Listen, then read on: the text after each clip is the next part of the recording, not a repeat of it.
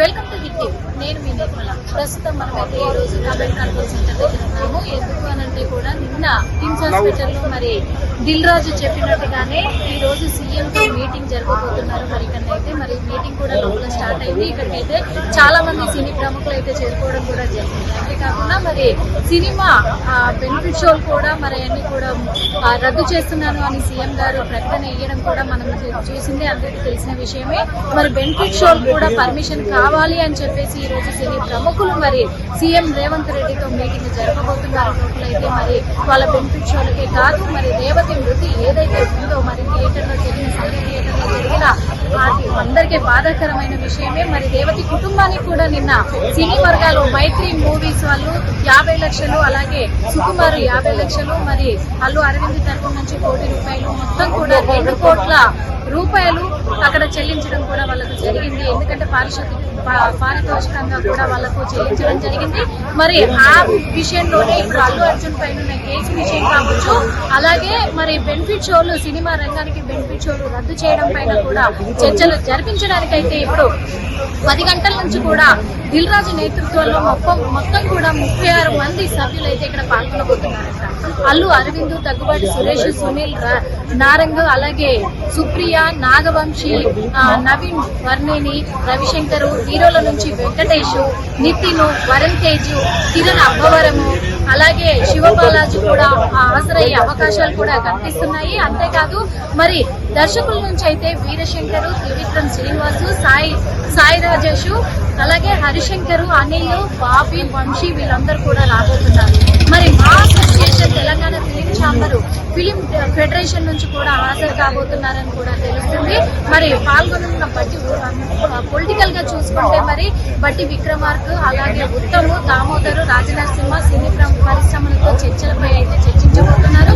మరి సీఎం రేవంత్ రెడ్డి గారు, అలాగే ఇంకా చిరంజీవి కూడా, మెగాస్టార్ చిరంజీవి కూడా ఇంకా చేరుకోలేదు ఇక్కడికి. మరి వాళ్ళు కూడా అతి త్వరలో చేరుకోబోతున్నారు. వాళ్ళు వచ్చిన తర్వాత మరి లోపలైతే సమావేశం అయితే జరగనుంది. మరి ఆ సమావేశ చర్చల్లో ఖచ్చితంగా మరి మాకు బెనిఫిట్ షోలు అయితే ఖచ్చితంగా కావాలి అని చెప్పేసి కూడా వీళ్ళు డిమాండ్ చేయబోతున్నారు అన్నట్టుగా కూడా తెలుస్తుంది. ఎందుకంటే చాలా మంది కూడా ఇప్పుడు పోలీస్ సిబ్బందికి సంబంధించిన వాళ్ళు, అలాగే కాంగ్రెస్ నాయకులు కూడా ప్రెస్ మీట్లు పెట్టి ఒకరి తర్వాత ఒకరైతే చెప్తున్నారు ఏమని, చిత్ర పరిశ్రమ ఇక్కడ నుంచి ఏపీకి వెళ్ళిపోవాలి, ఆంధ్ర వాళ్ళు ఎవరైతే ఉన్నారో చిత్ర పరిశ్రమలో వాళ్ళంతా కూడా వెళ్ళిపోవాలి అని చెప్పేసి కూడా వాళ్ళు ప్రెస్ మీట్లు పెడుతున్నారు. కానీ అది అంత సాధ్యం కాని విషయం అని కూడా గుర్తుంచుకోవాలి. ఎందుకంటే ఇప్పుడు రేవతి మృతి పట్ల మాత్రం ఎవరు అవమానకరంగా మాట్లాడట్లేదు. కానీ ఈ విషయాన్ని ఒక స్టార్ అయినంత మాత్రాన, ఒక సెలబ్రిటీ అయినంత మాత్రాన ఇంత హల్చల్ చేసి మరి అంత ఇదిగా కూడా మరి అంత పబ్లిసిటీ చేయడం అనేది అది సమంజసం కాదు అని చెప్పేసి కూడా ప్రతిపక్ష నాయకులు కావచ్చు, ప్రజలు కావచ్చు, మరి బన్నీ ఫ్యాన్స్ అయితే ఎవరైతే ఉన్నారో వాళ్ళందరూ కూడా చాలా కామెంట్స్ పెడుతున్నారు. సోషల్ మీడియాలో రకరకాల పోస్టులు కూడా వదులుతుండడం కూడా మనం చూస్తున్నాం. ఎందుకంటే ఇప్పటికే 2 కోట్ల పారితోషికం కూడా వాళ్ళకి చెల్లించడం జరిగింది. శ్రీతేజ్ హెల్త్ విషయంలో కూడా చాలా చర్యలు చేపడుతున్నారు.